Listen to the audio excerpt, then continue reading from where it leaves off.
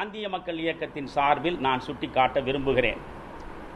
திமுக கழகத்தை பொறுத்தவரையில் மதுவிலக்கு பற்றி திரும்ப திரும்ப இப்பொழுது பேசுவது உண்மையிலேயே அர்த்தமுள்ளதாக அமைய வேண்டுமென்றால் திமுக கழகத்தில் இருக்கக்கூடிய மதுபான உரிமையாளர்களின் மதுபான உற்பத்தி ஆலைகள் உடனடியாக மூடப்பட வேண்டும். அது மூடப்படாத வரையில் ஸ்டாலினோ கருணாநிதியோ கனிமொழியோ மதுவிலக்கு குறித்து பேசுவதற்கான எந்த தார்மீக தகுதியும் கிடையாது. பாட்டாளி மக்கள் கட்சியில் பேசுகிறார்கள் என்றால் பாமகவை சார்ந்தவர்கள் மது உற்பத்தியை செய்யக்கூடியவர்களாக இல்லை. நீங்கள் மக்கள் நல கூட்டணியில் உள்ளவர்கள் பேசுகிறார்கள் என்றால் மக்கள் நல கூட்டணியில் உள்ள எந்த தலைவருக்கும் சொந்தமானவர்கள், தொடர்பு உள்ளவர்கள் அல்லது கட்சியில் இருக்கக்கூடியவர்கள் மதுபான ஆலைகளை நடத்தவில்லை. திராவிட முன்னேற்ற கழகத்தை பொறுத்தவரை ஆதாரங்களோடு செய்திகள் வெளியிடப்பட்டிருக்கின்றன.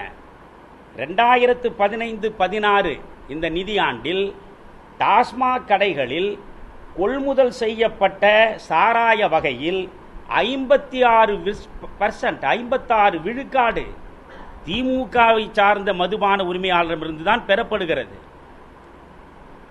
இந்த டாஸ்மாக்கு வந்து கொள்முதல் செய்யப்படுகிற பீர் வகையில் 81 விழுக்காடு திமுகவை சார்ந்தவர்களுடைய மதுபான ஆலைகளிலிருந்து தான் பெறப்படுகிறது.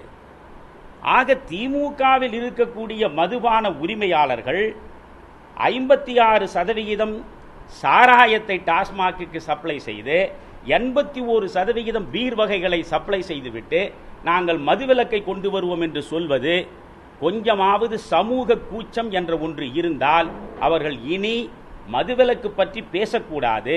மதுவிலக்கை பேசுவதாக இருந்தால் இந்த மதுபான ஆலைகளை வைத்திருக்கக்கூடியவர்களை கட்சியிலிருந்து நீக்க வேண்டும் அல்லது மதுபான ஆலைகளை மூடுவதற்கான வழிவகைகளை காண வேண்டும் என்று காந்திய மக்கள் இயக்கம் கேட்டுக்கொள்கிறது.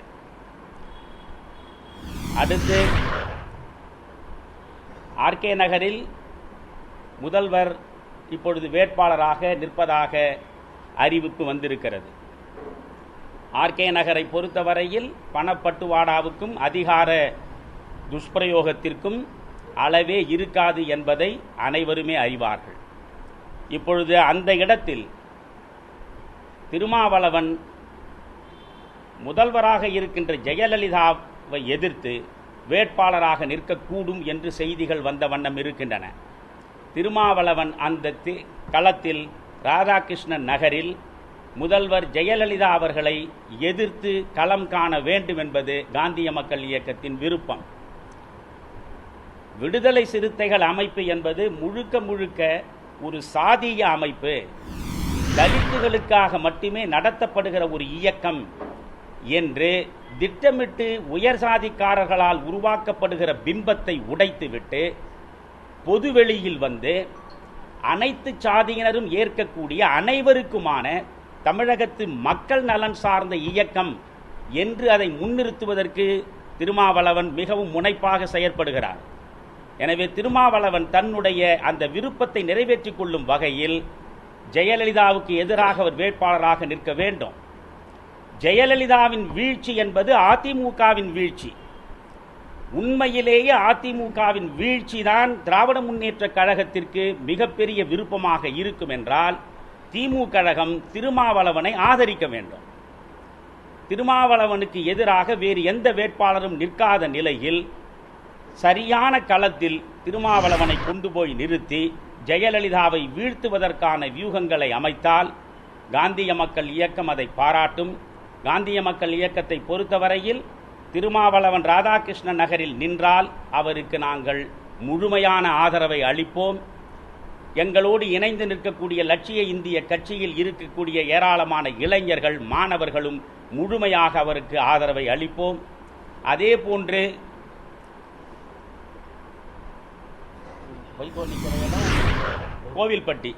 கோவில்பட்டியில் வேட்பாளராக இருக்கக்கூடிய வைகோ 20 ஆண்டுகளுக்கு பிறகு இப்பொழுதுதான் அவர் மாநில அரசியலில் சட்டமன்றத்திற்கு தேர்தலில் நிற்கிறார். எனவே அவருக்கு ஒரு பெரிய அளவுக்கு வெற்றி வாய்ப்பை உருவாக்கக்கூடிய சூழலை காந்திய மக்கள் இயக்கமும் அப்துல் கலாம் லட்சிய இந்திய கட்சியும் உருவாக்க முனையும். வைகோ எப்படியாவது வெற்றி பெற்று சட்டமன்றம் செல்ல வேண்டும். அவருடைய நாடாளுமன்ற பணிகள் சட்டமன்றத்திலும் சிறப்பாக அமைவதற்கு ஏற்ற ஒரு சூழலை கோவில்பட்டியிலே இருக்கக்கூடிய வாக்காளர்கள் உருவாக்கி தருவார்கள் என்று காந்திய மக்கள் இயக்கம் நம்புகிறது, வேண்டிக் கொள்கிறது. அவ்வளவுதான். வேற என்ன கேட்கணும்னா கேளுங்க.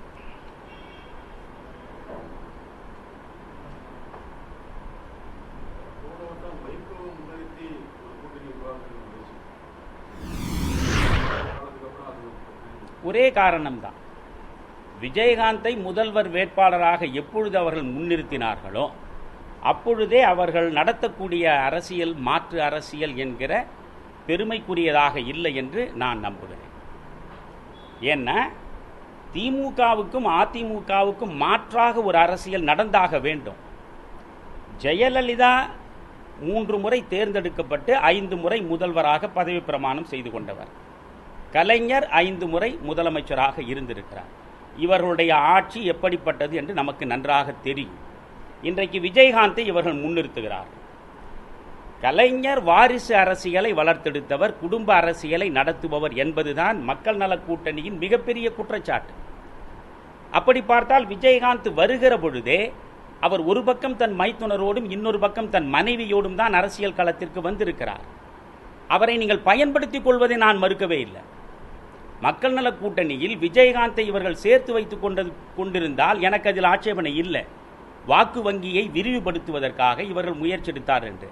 ஆனால் அவரை முதல்வர் வேட்பாளர் என்று இவர்கள் முன்னிறுத்துகிற பொழுது குடும்ப அரசியலையும் வாரிசு அரசியலையும் வளர்த்தெடுத்தது கலைஞர் என்றும் திராவிட முன்னேற்ற கழகம் என்றும் இனி குற்றம் சாட்டுவதற்கு வாய்ப்பே கிடையாது இவர்களுக்கு.